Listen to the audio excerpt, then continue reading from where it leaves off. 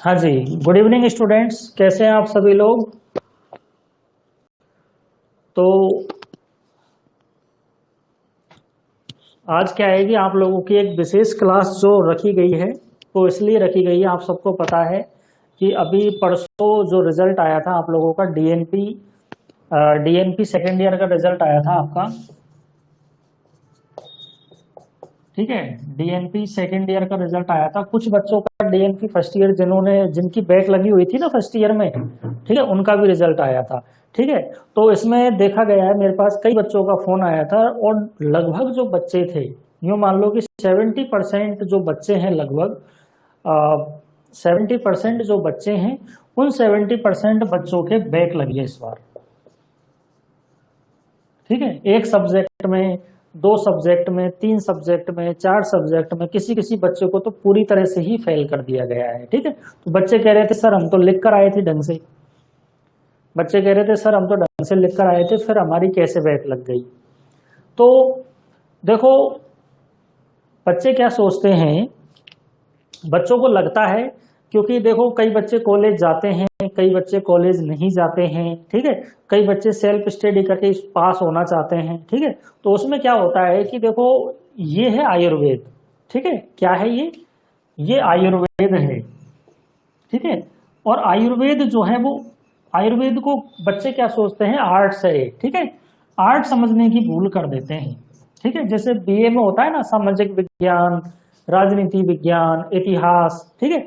तो ऐसी चीज समझने की बच्चे क्या कर देते हैं, भूल कर देते हैं कि ये तो आर्ट्स है, इसमें तो क्या है, क्योंकि डीएनपी करने वाले ज्यादातर बच्चे जो है वो ज्यादातर बच्चे आर्ट्स से हैं, ठीक है। कोई बीएड कर रहा है, कोई एमए कर रहा है, ठीक है, कोई रीट की तैयारी कर रहा है, कोई क्या कर रहा है, अलग अलग जो है फील्ड से बच्चे जो है डीएनपी करते हैं। तो बच्चे सोचते हैं कि जैसे हमने बीए पास करी है वैसे हम इसको भी पास कर लेंगे, ठीक है। तो क्या होता है, देखो ये साइंस है और साइंस को क्या है कि हमेशा जो है समझ के लिखा जाता है, ठीक है। ऐसा नहीं है कि आपने रट लिया और आप एग्जाम में आपके हिसाब से आंसर लिख कर आ गए, ठीक है। बच्चे कहते हैं कि सर हमने आंसर तो ठीक तो लिखा था, ठीक है, लेकिन हमें क्या है कि नंबर नहीं मिले। क्यों नहीं नंबर मिले, नंबर नहीं मिलने का कारण भी होता है। देखो एक चीज मैं आपको बता देता हूं, जैसे मान लो आपसे एग्जाम में क्वेश्चन पूछा गया और क्वेश्चन पूछने के बाद में आपने आंसर बिल्कुल करेक्ट लिखा है, जो आपसे पूछा गया है वही आंसर अगर आपने लिखा है, तो आपके क्वेश्चन को, आपके आंसर को कोई भी गलत नहीं बता सकता, ठीक है। उसमें आपके नंबर कटेंगे ही नहीं अगर आपने बिल्कुल करेक्ट आंसर लिखा है तो, ठीक है। किसी की हिम्मत नहीं है कि आपके नंबर काट ले, ठीक है। क्योंकि क्या होता है कि देखो सभी तरह के बच्चे होते हैं, तो अगर मान लो किसी बच्चे ने सही लिख कर आया है, बिल्कुल कॉपी में बिल्कुल राइट लिख कर आया है, और फिर भी एग्जामिनर ने क्या किया, उसको नंबर नहीं दिए हैं, तो बच्चा क्या करेगा, बच्चा शिकायत कर देगा। शिकायत कर देगा तो फिर यूनिवर्सिटी के ऊपर बात आ जाती है, वो यूनिवर्सिटी में कॉपियां ढंग से चेक नहीं होती है, ठीक है। तो इसलिए कॉपियां चेक करने वाले जो होते हैं वो बहुत जिम्मेदारी के साथ में आपकी कॉपियां चेक करते हैं। अगर आपने ढंग से लिखा है तो आपकी कोई भी बैक नहीं लगा सकता, ठीक है। 70% बच्चों के बैक लगी है, 30% की बैक नहीं लगी। क्यों नहीं लगी, क्योंकि उन्होंने ढंग से लिखा है, ठीक है। अगर उनको आंख मीच के ही अगर कॉपियां चेक करनी होती, यूनिवर्सिटी में जो प्रोफेसर जो बैठे हुए हैं, जो आपका पेपर बना रहे हैं, ठीक है, जो आपका पेपर बना रहे हैं, जो आपकी कॉपियां चेक कर रहे हैं, अगर वो आंख मीच कर अगर ये सारे काम अगर करने लगेंगे तो यूनिवर्सिटी कैसे चलेगी? तो यूनिवर्सिटी जो है, हमारी यूनिवर्सिटी है, वो बहुत जिम्मेदारी के साथ में काम कर रही है, ठीक है। तो आप लोगों को बिल्कुल भी ये नहीं सोचना है कि सर हम तो ठीक लिख कर आए थे फिर भी हमें नंबर नहीं दिए गए। कहीं ना कहीं उसमें आपकी गलती रही होगी, क्योंकि 90% जो बच्चे जो होते हैं वो आयुर्वेद को आर्ट्स समझ लेते हैं। आयुर्वेद आर्ट्स नहीं है, आयुर्वेद साइंस है, और साइंस को हमेशा समझना पड़ता है, ठीक है। आयुर्वेद नहीं, आयुर्वेद एक साइंस है और साइंस को समझना पड़ता है, और समझकर उस क्वेश्चन का अपनी भाषा में उत्तर लिखना होता है। ये नहीं कि जैसा बुक में लिख दिया वैसा के वैसे ही छाप के आ गए, ठीक है। उसमें भी आपके नंबर कट जाएंगे, ठीक है, अगर जैसा बुक में लिखा हुआ है ना। क्योंकि बच्चे क्या करते हैं, बच्चे 15 दिन पहले पढ़ना शुरू करते हैं, एग्जाम से 15 दिन पहले शुरू करते हैं, साल भर तो पढ़ेंगे नहीं, ठीक है। 15 दिन पहले, महीने भर पहले शुरू करते हैं, तो उसको रट लेते हैं। कहाँ तक रटोगे, ठीक है।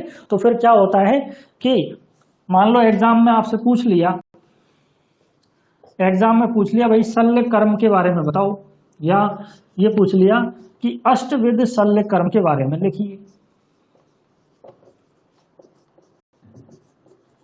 मैंने कॉपियां देखी हैं आप लोगों की, जो आप लोग जो पेपर देते हो ना एग्जाम में, वो कॉपियां मैंने देख रखी है। बच्चे पूरी कॉपियां भर के आते हैं और उल्टा सीधा लिख कर आते हैं बच्चे, ठीक है। तो उल्टा सीधा लिख कर आओगे तो वहां तो आपको देखो कैसे नंबर मिलेंगे, ठीक है। तो वहां तो आपको क्या है कि बड़ा सोच समझ के आंसर को लिखना होता है।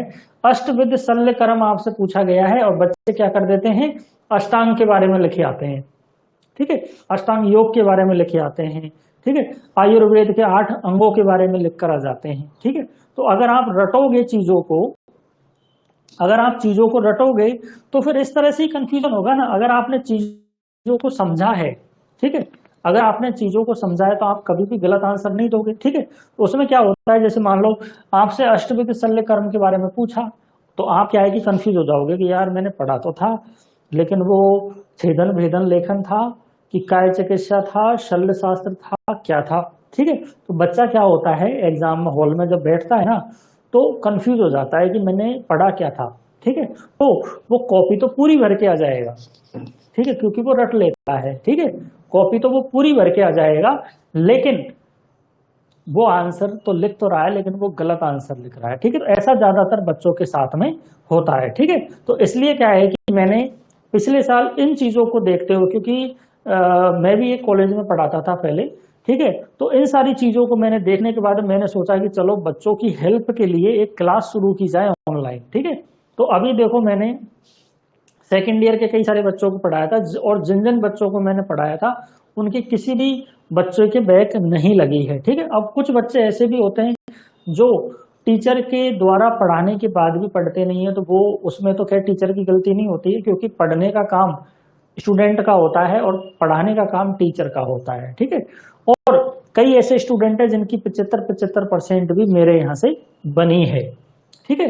तो कहने का मतलब ये है कि आपको चीजों को समझकर उत्तर लिखना होता है, ठीक है। तो आज की जो क्लास है, वो स्पेशली उन बच्चों के लिए रखी गई है जो बच्चे एग्जाम दे चुके हैं, जिन बच्चों की बैक आई है, या जो बच्चे फेल हो चुके हैं, या फिर आगे भविष्य में जो बच्चे एग्जाम देने वाले हैं, ठीक है। क्योंकि जिन बच्चों की बैक लगी है तो वो एग्जाम तो देंगे ही, ठीक है। तो बैक लगने का कारण मैंने आपको बता दिया है कि भाई आपके बैक क्यों लगती है, ठीक है। दूसरी बात अपन करते हैं कि भाई आपको आंसर कैसे लिखना है, ठीक है। दूसरी बात अपन करते हैं कि आंसर को कैसे सही तरीके से लिखना है। तो आंसर को जो है सही तरीके से लिखने का भी आपको तरीका थोड़ा सा बताया जाएगा। अभी एक क्वेश्चन बता रहा हूं मैं आपको। एक क्वेश्चन आया था आपकी एग्जाम में, तो उसी क्वेश्चन की चर्चा करेंगे अपन यहाँ पे, है ना। एक सेकंड में इसमें थोड़ी सी शाही कर लेता हूँ, खत्म हो गई है इसमें शाही।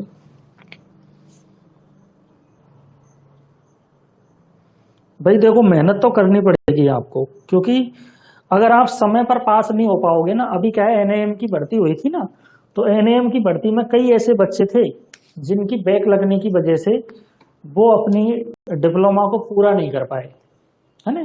कई ऐसे बच्चे थे जो बैक लगने की वजह से अपने डिप्लोमा को पूरा नहीं कर पाए, तो वो बच्चे जो है एग्जाम का फॉर्म ही नहीं कर पाए वो बच्चे। ठीक है, तो ऐसी गलती आपको नहीं करनी है। आपको 3 साल का टाइम होता है इसका डीएनपी का। आपकी फर्स्ट ईयर होती है 1 साल की, आपकी सेकेंड ईयर होती है 1.5 साल की। ठीक है, और आपकी 6 महीने की जो होती है इंटर्नशिप होती है, इंटर्नशिप। ठीक है, तो आपको क्या है कि देखो चीजों को जब आप समझोगे ना, क्योंकि साइंस एक ऐसी चीज है, अगर आपको वो समझ में आ गई तो फिर आपको याद रखने की जरूरत नहीं है, वो अपने आप ही आपके दिमाग में सेट हो जाती है चीजें। ठीक है, एक एग्जांपल मैं आपको बात बताऊं। आप लोग थिएटर में मूवी देखने जाते हो, है? थिएटर में मूवी देखने जब जाते हो तो बिल्कुल ध्यान लगाकर देखते हो उसको, सारी चीजों को देखते हो, तो आपको एक एक चीज उसकी याद रहती है कि कब क्या हुआ था मूवी में।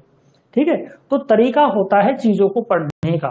ठीक है, जब तक चीजों को आप तरीके से नहीं पढ़ोगे तब तक आप एग्जाम में पास नहीं हो पाओगे। कई बच्चे ऐसे हैं जिनके 5-5 साल हो गए, 6-6 साल हो गए, उनका डिप्लोमा ही पूरा नहीं हो रहा। भाई आप लोगों ने ये जो डिप्लोमा में एडमिशन लिया है, ये इसलिए थोड़ी लिया है कि आप लोगों के बैक लगती रहे। भाई आपने कहीं ना कहीं ये सोचकर ये डिप्लोमा में एडमिशन लिया है कि भाई ये एक रास्ता हो सकता है मेरी नौकरी लगने का, है ना। भाई ये एक रास्ता हो सकता है, ये एक नया रास्ता खुल सकता है जिससे क्या है कि मेरा भविष्य बन जाए, जिससे मेरी नौकरी लग जाए। ठीक है, तो आयुर्वेद में नौकरी लगना बहुत आसान है, आयुर्वेद में बहुत जल्दी नौकरी लगती है। मेडिकल फील्ड में, आयुर्वेद वाले फील्ड में नौकरी बहुत जल्दी लगती है ना। जैसे रीट है, रीट में तो बहुत ज्यादा मेहनत करनी पड़ती है, एक आरएएस लेवल की तैयारी करनी पड़ती है रीट में, तब जाकर सिलेक्शन होता है। लेकिन आयुर्वेद में इतना आपको नहीं करना होता, आयुर्वेद में आपको कम मेहनत में ही आपका सिलेक्शन आराम से हो जाता है। ठीक है, तो इस चीज का थोड़ा सा आपको ध्यान रखना है। मैं आपको एक एग्जाम्पल बता रहा था, एक क्वेश्चन आया था आपके अभी जो 18 जून से जो आपके पेपर हो रहे थे, चिकित्सा परिचर्या का एक क्वेश्चन आया था आपका एक। ठीक है, क्वेश्चन क्या आया था कि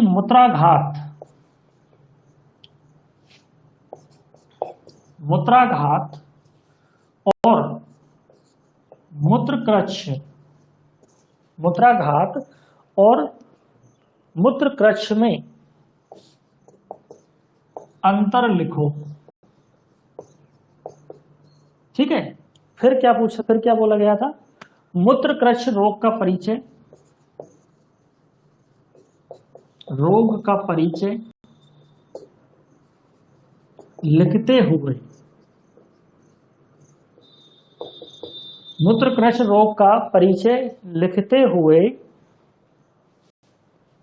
इन दोनों रोगों का पथ्य व्यवस्था और सामान्य चिकित्सा या सामान्य उपचार के बारे में लिखो। एग्जाम में ये क्वेश्चन आया हुआ था।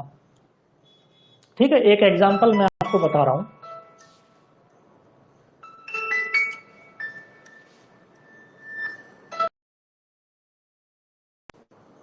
ठीक है, ये क्वेश्चन एग्जाम में आया था।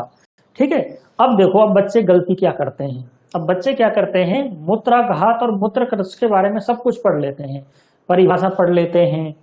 ठीक है, परिभाषा पढ़ लेंगे, ठीक है, फिर क्या पढ़ लेंगे, उसके पूर्व रूप पढ़ लेंगे, उसके लक्षण पढ़ लेंगे, उसकी संप्राप्ति पढ़ लेंगे, उसकी संप्राप्ति घटक घटक पढ़ लेंगे, उसका पथ्य पढ़ लेंगे, उसकी चिकित्सा परिचर्या पढ़ लेंगे, उसका सामान्य उपचार पढ़ लेंगे। ठीक है, एक रोग के बारे में कम से कम 8 चीजें पढ़नी होती है। ठीक है, परिभाषा, पूर्व रूप, ठीक है, उसके लक्षण, उसकी संप्राप्ति, उसके संप्राप्ति घटक, ठीक है, उसके भेद यानी वो कितने प्रकार का होता है,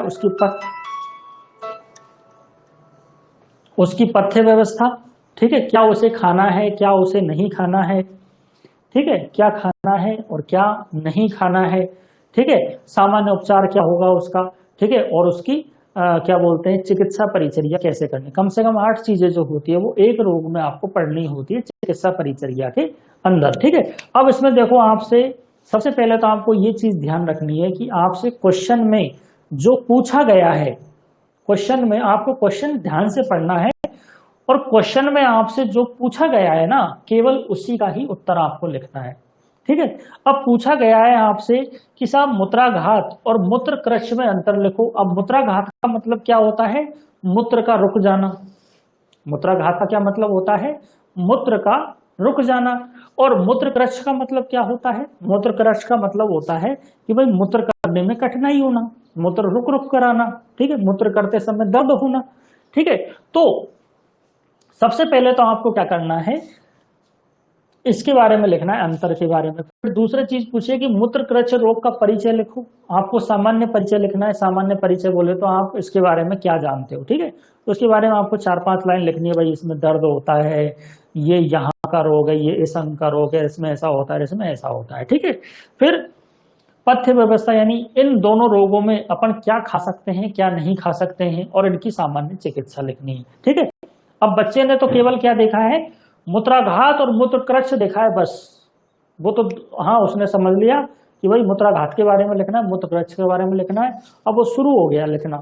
परिभाषा लिख दी, लक्षण लिख दिए, पूर्व रूप लिख दिया, प्रकार लिख दिया, संप्राप्ति लिख दी, लास्ट में चिकित्सा लिख दी। अब हो गया ना आंसर गलत? पूछा क्या है और लिख क्या रहे हो? क्यों होता है ऐसा? ऐसा इसलिए होता है क्योंकि जब आप पूरी साल नहीं पढ़ते हो, जब आप पूरी साल नहीं पढ़ते हो, केवल आप लास्ट के महीना 15 दिन पढ़ते हो, ठीक है, तो उसमें यही हाल फिर एग्जाम में होता है। कई बार अपन ये भी भूल जाते हैं, मूत्राघात की जगह कुछ और लिखे आते हैं, मधुमेह के बारे में लिखे आते हैं, पता ही नहीं रहता कि क्या लिखना है क्या नहीं लिखना है, क्योंकि आयुर्वेद है ये। ठीक है, आयुर्वेद बहुत कॉम्प्लिकेट है। ठीक है, आयुर्वेद को समझना पड़ता है, तब जाकर आंसर करेक्ट होता है। ठीक है, तो देखो भाई कैसे आपको लिखना है। तो सबसे पहला आपको उत्तर लिखना है।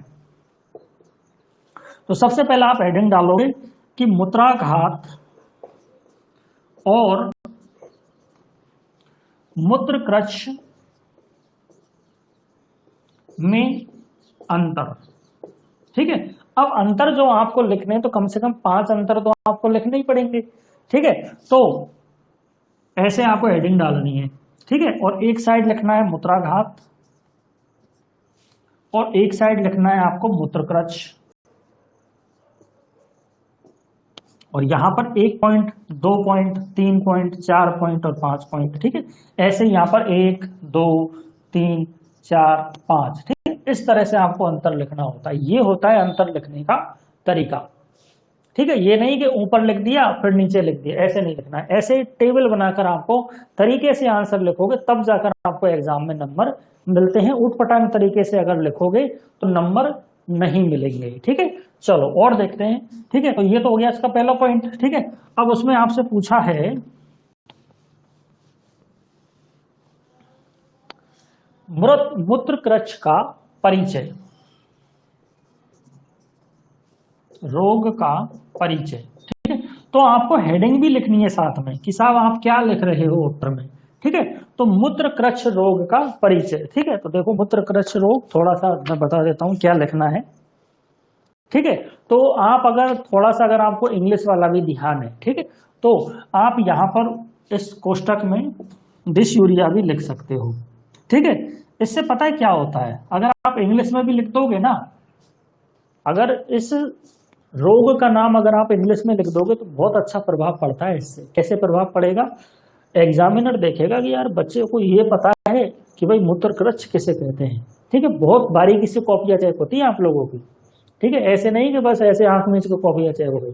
ठीक है, तो ये चीज जब आप लिखोगे ना तो इसका एक अलग ही प्रभाव पड़ेगा आपकी कॉपी के ऊपर, आपके आंसर के ऊपर। ठीक है, अब देखो आपको मूत्रक्रच के रोग का परिचय लिखना है, कम से कम आपको 5 लाइन लिखनी है। ठीक है, तो आपको पता है कि भाई मूत्रक्रच रोग किसे कहते हैं कि साहब कष्टपूर्वक जो मूत्र उत्सर्जन जो होता है, ठीक है, यानी दर्द के साथ हमें मूत्र उत्सर्जन हो रहा है, उसे हम क्या कहते हैं? उसे हम मूत्रक्रच कहते हैं। ठीक है, तो लिखा है मूत्र की कष्टपद प्रवृत्ति। अब ऐसे थोड़ी लिखोगे आप, ऐसे लिखोगे तो एग्जामिनर समझ जाएगा ये रट के आया है बच्चा। ठीक है, तो कैसे लिखोगे? इसमें क्या लिखा हुआ है देखो, मूत्र की कष्टप्रद प्रवृत्ति।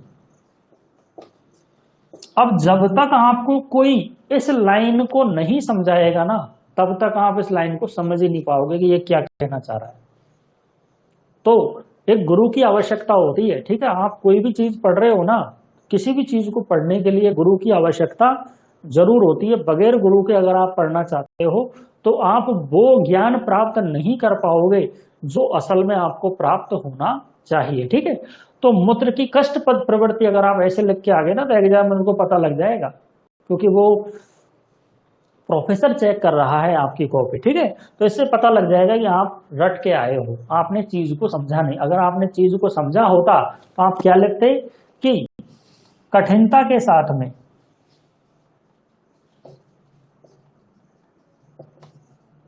मूत्र निकलना या फिर मूत्र उत्सर्जन होना, या फिर आप एक चीज और भी लिख सकते हो कि दर्द के साथ में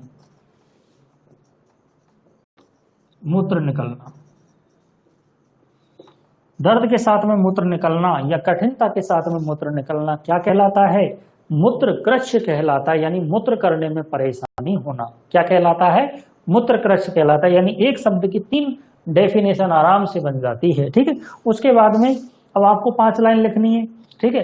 इसमें केवल आपने डेफिनेशन लिखी है, ठीक है। तो फिर आप छोटी छोटी सी बातें लिख सकते हो,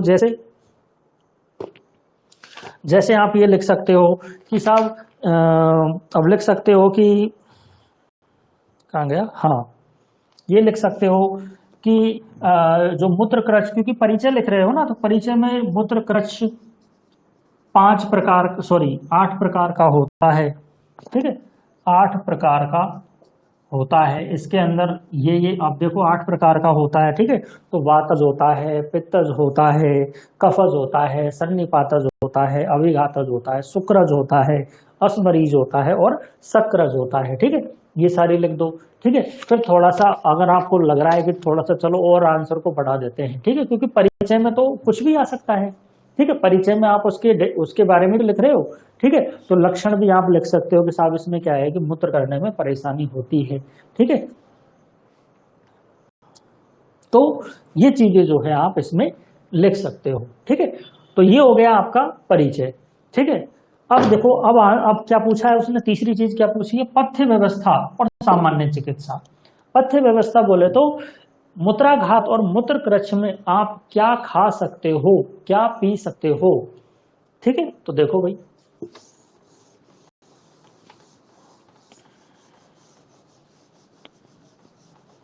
हमारे लिखने के तरीके के ऊपर बहुत चीजें डिपेंड करती है। अभी मैं जो बैच चला रखा है, मैंने हाल फिलहाल में मैंने बैच चला रखा है, अभी हाल फिलहाल में अर्जुन बैच चला रखा है मैंने, जिसमें मैं डीएनपी सेकेंड ईयर को पढ़ा रहा हूँ। डीएनपी सेकेंड ईयर को अर्जुन बैच में मैं पढ़ा रहा हूँ, ठीक है। इसमें क्या है कि बच्चों की जो एग्जाम होने वाली है वो नवंबर दिसंबर में एग्जाम होने वाली है, तो उनके लिए मैंने अभी 21 जुलाई को ही बैच स्टार्ट किया है, ठीक है। और आप लोगों के जो बैक वाले जो बच्चे हैं, जैसे आप लोगों का भी रिजल्ट आया, तो आप लोगों की एग्जाम भी बैक की अभी लगने वाली है नवंबर दिसंबर में, ठीक है। तो इसमें क्या है कि मैंने अभी 2 सब्जेक्ट चल रही है अभी, चिकित्सा परिचर्या और शल्यशाला के मैं अभी बच्चों को पढ़ा रहा हूँ, ठीक है। तो बच्चों को मैं सारी चीजें समझा के पढ़ा रहा हूँ, ठीक है। एक एक चीज को बता रहा हूँ भाई, कैसे तो क्वेश्चन आता है, कैसे आपको आंसर लिखना होता है, ठीक है। ये सारी चीजें मैं बता रहा हूँ, ठीक है। ऐसे ही मैं फ्रेशर बैच चला रखा है मैंने, एक फ्रेशर्स बैच, जिसमें मैं डीएनपी फर्स्ट ईयर वाले बच्चों को पढ़ा रहा हूँ।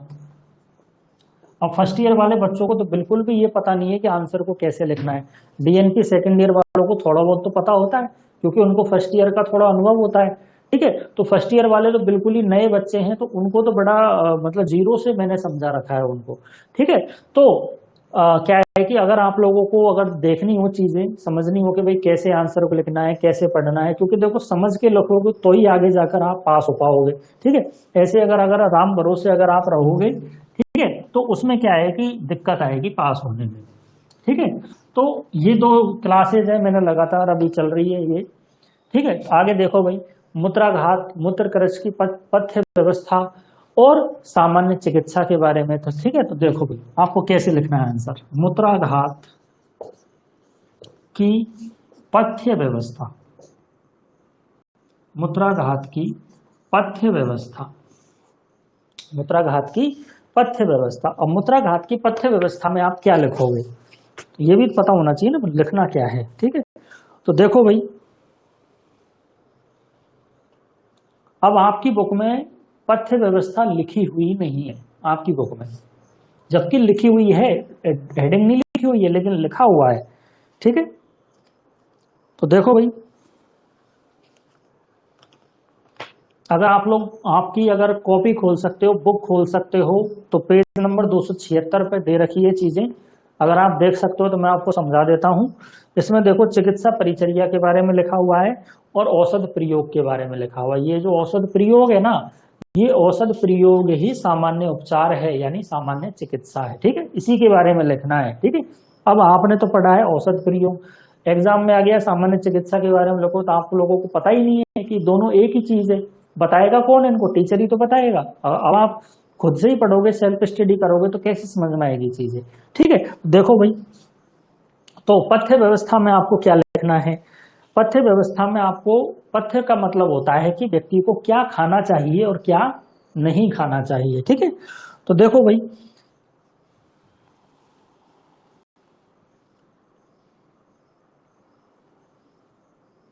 इसमें आप जो है चिकित्सा परिचर्या के बारे में लिख सकते हो। जैसे पथ्य व्यवस्था में आप निदान परिवर्जन लिख सकते हो कि साहब निदान परिवर्जन करें।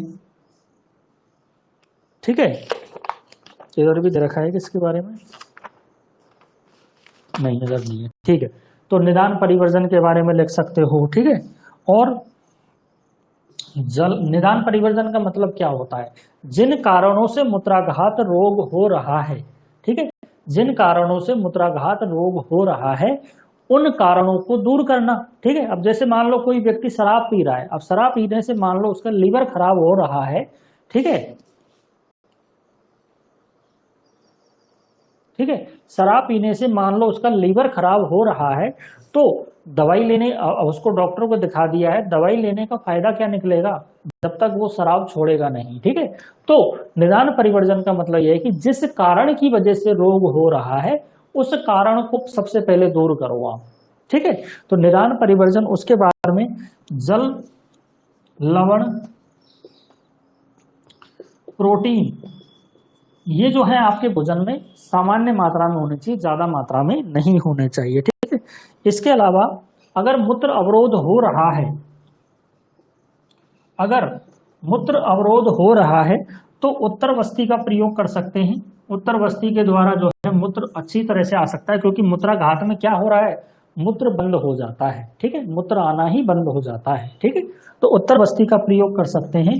शस्त्र कर्म बोले तो सर्जरी वगैरह से उसको ठीक कर सकते हैं। मूत्राघात क्यों हो रहा है, जैसे मान लो आपकी पथरी हो रही है, पथरी का कोई टुकड़ा जो है वो मूत्र मार्ग में आकर जम गया। ठीक है, ये मूत्र मार्ग है, अब इसमें पथरी का टुकड़ा आके जम गया है तो मूत्र आना बंद हो जाएगा। ठीक है, तो मूत्राघात हो जाएगा। ठीक है, और शल्य अपहरण, शल्यापहरण, इसका मतलब क्या होता है, शल्य, शल्य बोले तो जो पथरी का जो टुकड़ा है उस टुकड़े को बाहर निकाल दो। ठीक है, तो ये हो गया साहब। और देखो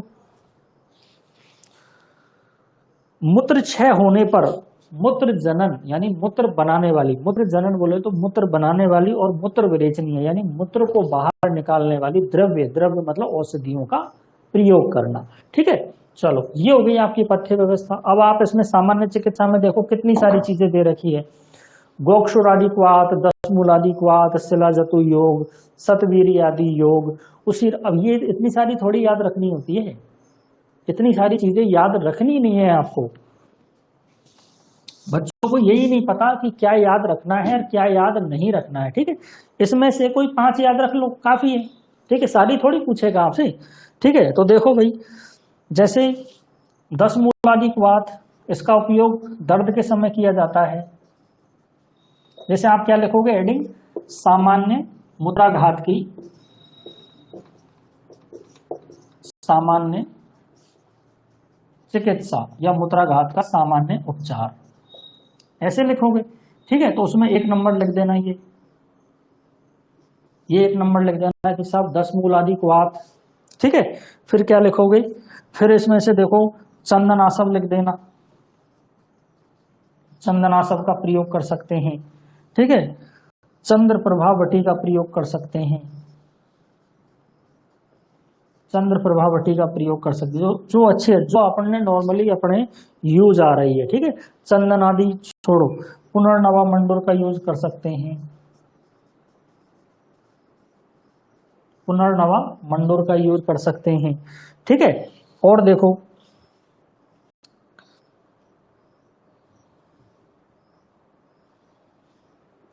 पंचतृण,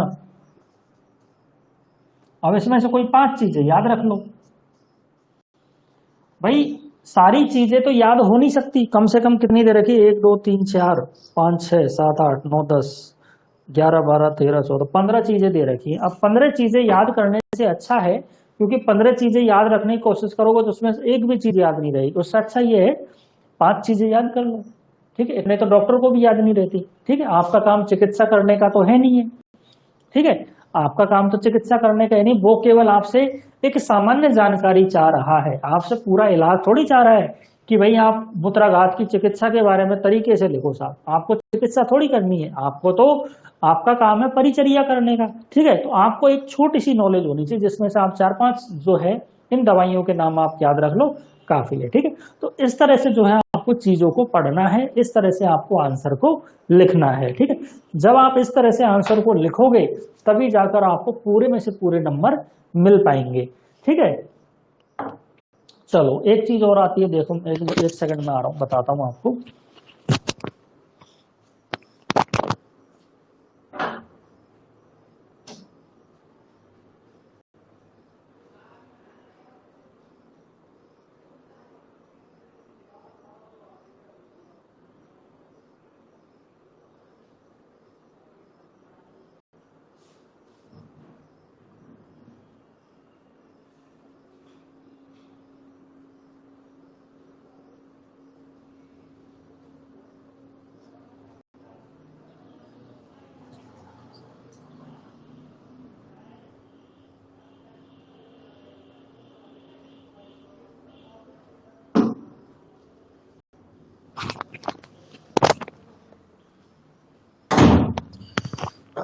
हाँ जी, अब देखो एक क्वेश्चन और मिला है मुझे।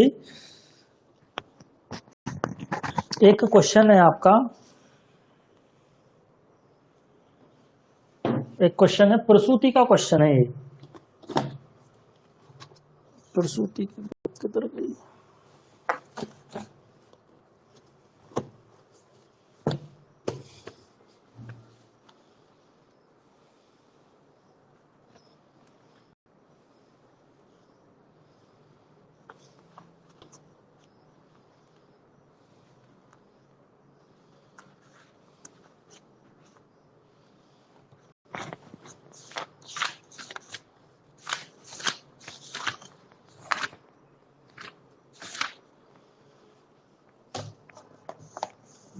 हाँ देखो भाई, बात ऐसी है कि मैंने जो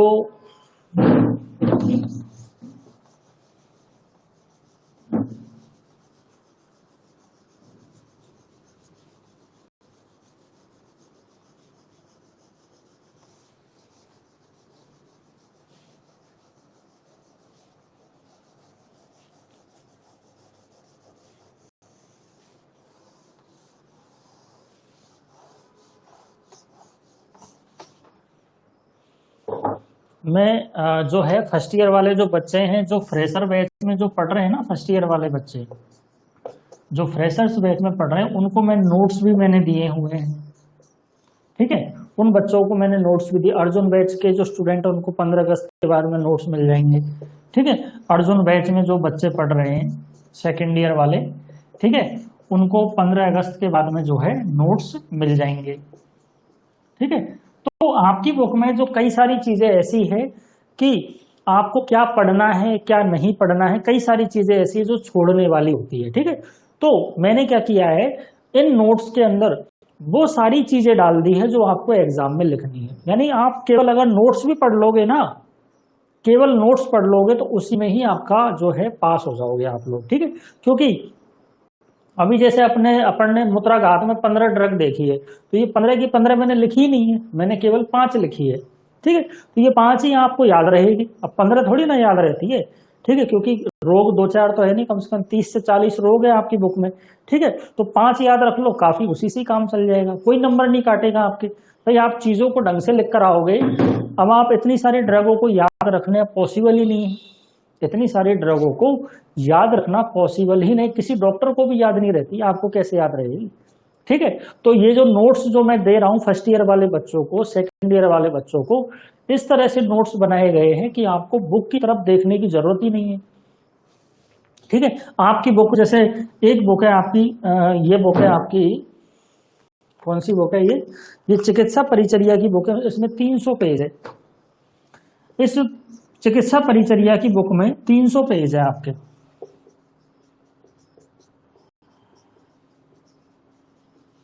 ठीक है।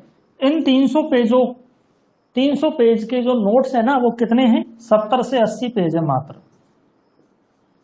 यानी 70 से 80 पेजों में आपकी पूरी चिकित्सा परिचर्या आ चुकी है, और इन 70 से 80 पेजों को पढ़ जाओ, आप पास हो जाओगे, ठीक है। उतनी ही चीजें लिखी हुई है नोट्स के अंदर जो एग्जाम में पूछी जाती है, जितना एग्जाम में आपको लिखना है, ठीक है। उतनी सी चीजें आपको ध्यान रखनी है, ठीक है। ऐसे ही फर्स्ट ईयर में भी है, तो फर्स्ट ईयर के भी नोट्स मैंने बच्चों को दे रखे हैं। कम से कम 150 से ज्यादा ऐसे बच्चे हैं जिनको मैंने नोट्स दे दिए हैं अब तक, ठीक है। तो उन बच्चों को फायदा मिल रहा है, ठीक है, क्योंकि उनको पता लग गया है कि भाई कैसे आंसर को लिखना है, किस तरह से क्वेश्चन आता है। और हाँ, एक फायदा और है, नोट्स के अंदर मैंने क्या किया है, पुराने पेपर भी डाल दिए। कई बच्चों को पुराने पेपर नहीं मिलते, वो कहते हैं सर पेपर कैसे आता है वो बता दो हमें, ठीक है। तो उससे क्या है कि नोट्स लेने से ये भी फायदा मिल जाता है कि भाई आपको क्वेश्चनों का भी पता लग जाता है कि भाई किस तरह से क्वेश्चन एग्जाम में पूछा जाता है, ठीक है। इसके अलावा और चीज बताऊं मैं आपको, ये जो दोनों बैच चल रहे हैं, अभी मैंने फर्स्ट ईयर के जो फ्रेशर बैच है फर्स्ट ईयर का, उस फ्रेशर बैच में मैं 18 टेस्ट लूंगा। जो फर्स्ट ईयर का जो बैच है, उस फर्स्ट ईयर के बैच में मैं 18 टेस्ट लूंगा। यानी एग्जाम तक, जब तक एग्जाम नहीं होगी ना, तब तक का शेड्यूल बना रखा है मैंने, हर संडे को टेस्ट होगा। और सब्जेक्ट कितनी है, 6 सब्जेक्ट है, यानी एक सब्जेक्ट है कम से कम 3 टेस्ट होंगे, ठीक है। और उन बच्चों को क्या करते हैं बच्चे, कॉपी में मैंने बता रखा है बच्चों को कि भाई आप लोग है ना, एक कॉपी बना लो और उस कॉपी में पहले क्वेश्चन लिखो, फिर आंसर लिखो, ठीक है। और उसकी पीडीएफ बनाकर मुझे भेज दिया करो, ठीक है। वो बच्चे क्या करते हैं, पीडीएफ बनाकर मुझे भेज देते हैं, ठीक है। मैं फिर कॉपी चेक करता हूँ बच्चे ने किस तरह से आंसर लिखा है, कोई कमी होती है, ठीक है, कुछ एक्स्ट्रा तो नहीं लिख दिया। तो इन सारी चीजों को एक एक बच्चे को मैं बताता हूँ, ठीक है, जिससे क्या उनकी प्रैक्टिस हो जाती है कि भाई एग्जाम में किस तरह से आंसर को लिखना है, ठीक है।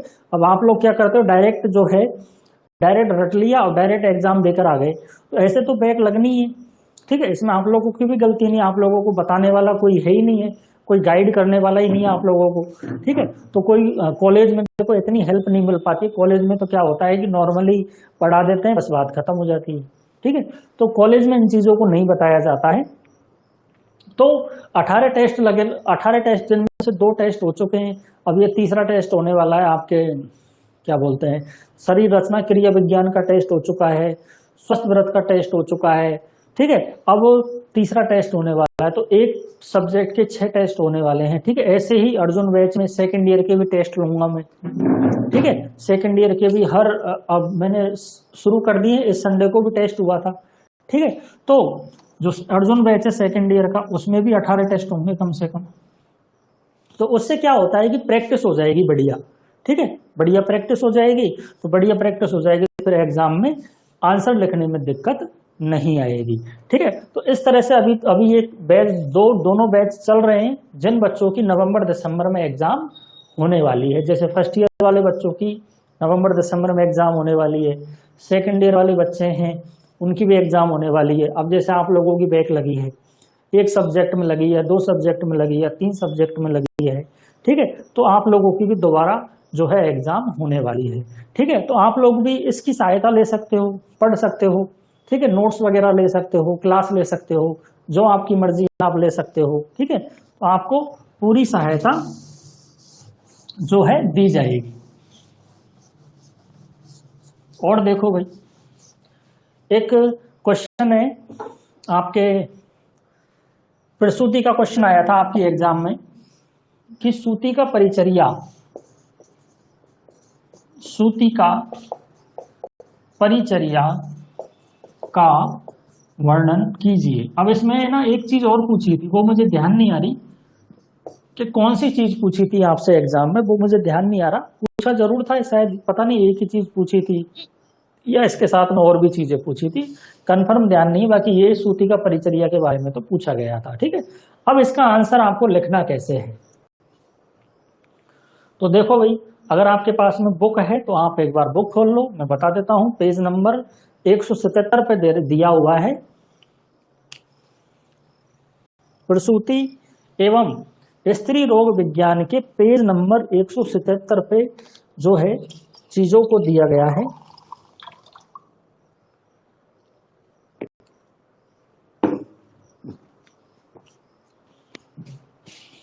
देखो भाई,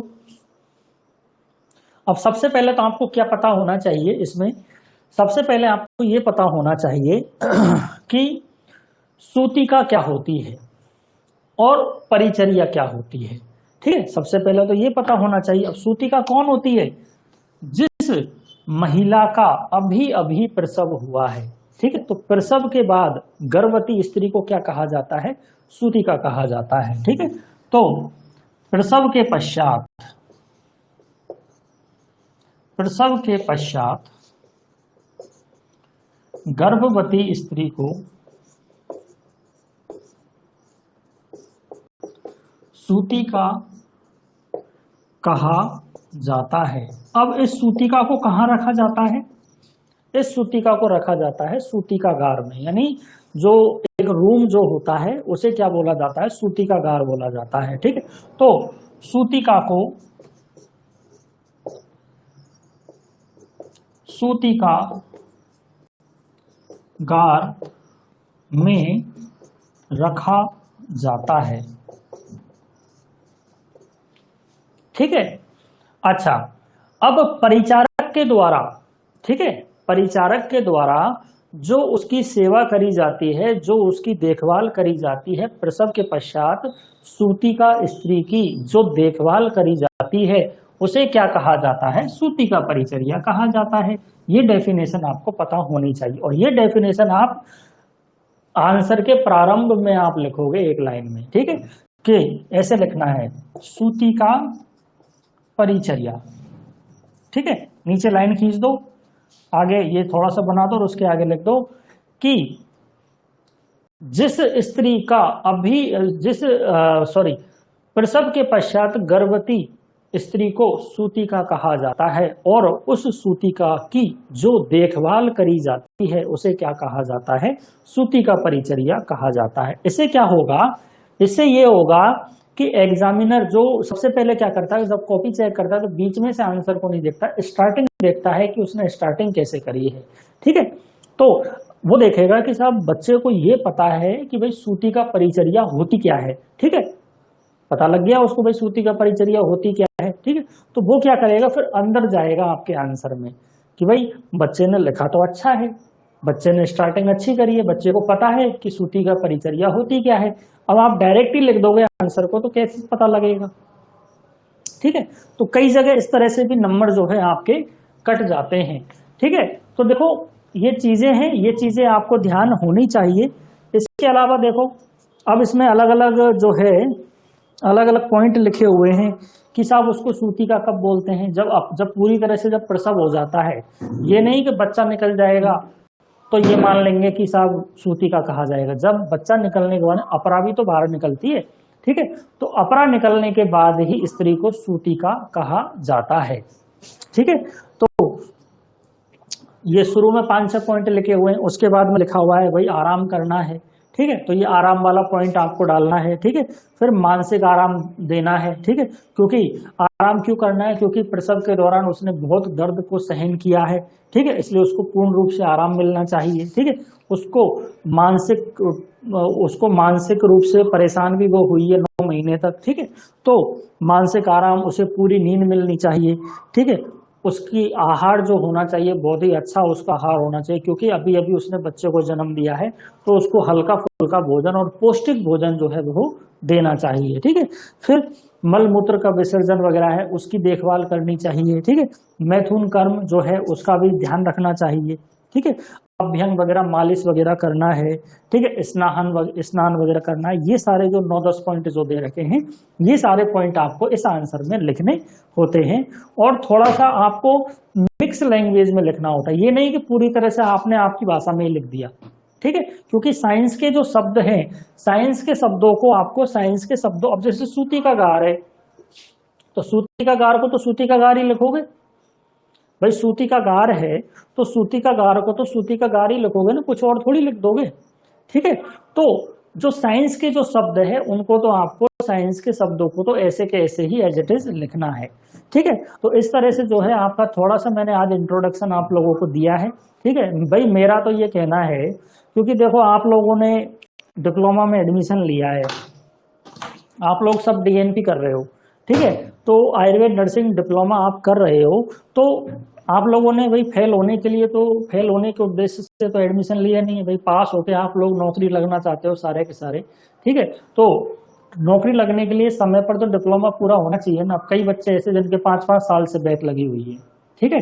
तो जिन बच्चों के 5-5 साल से बैक लगी हुई है तो उनका कुछ तो कारण होगा ना बैक लगने का, ऐसे तो है नहीं कि बगैर किसी कारण के बैक लग गई हो, ठीक है। आप लोगों को लगता है कि भाई हम तो आंसर ठीक लिख कर आए फिर भी हमारी बैक लगी हुई है, तो ऐसा नहीं है। अगर आप आंसर ठीक लिख कर आए हो तो बैक लगने का सवाल ही पैदा नहीं होता, ठीक है। तो चीजों को क्या है कि देखो आप लोगों को चीजों को समझना पड़ेगा और समझ के आपको आंसर देना पड़ेगा। अभी मैं फ्रेशर बैच चला रहा हूँ, अर्जुन बैच चला रहा हूँ, तो उन बच्चों को बहुत सहायता मिल रही है, बहुत फायदा मिल रहा है बच्चों को, ठीक है ना।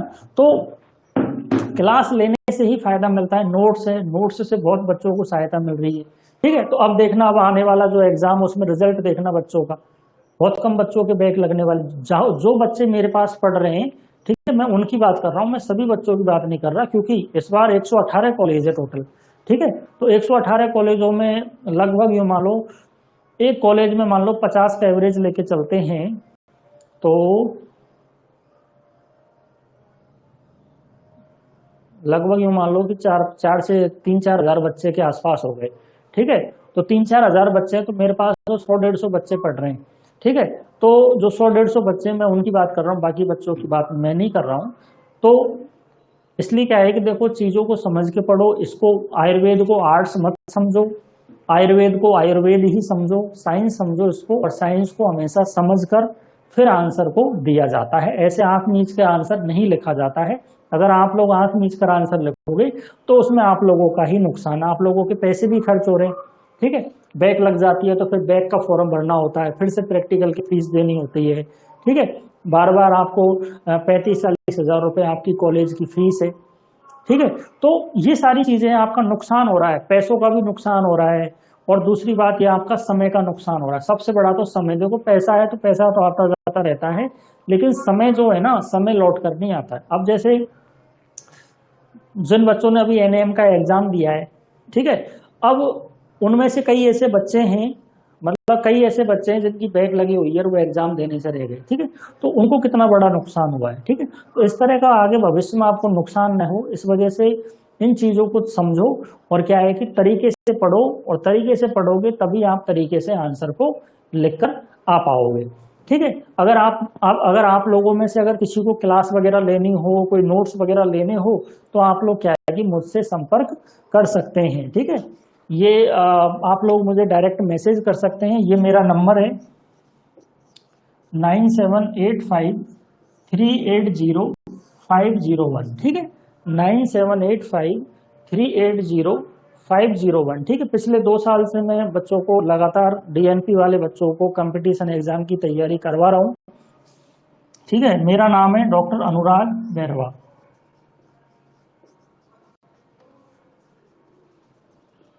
मैंने बीएमएस किया हुआ है, ठीक है, बीएमएस, ठीक है, bachelor of Ayurveda medicine and surgery, ठीक है ना। तो देखो चीजों को ध्यान से पढ़ो, समझो चीजों को, तब जाकर आप लोगों की बैक लगना बंद होगी। नहीं तो अगर आप ऐसे ही चलता रहेगा तो फिर बैक का जो सिलसिला है वो रुकेगा नहीं, ठीक है। तो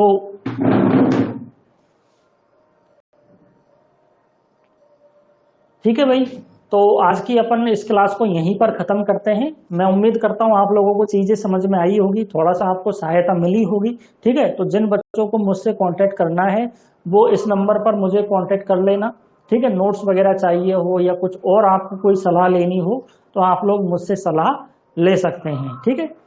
थैंक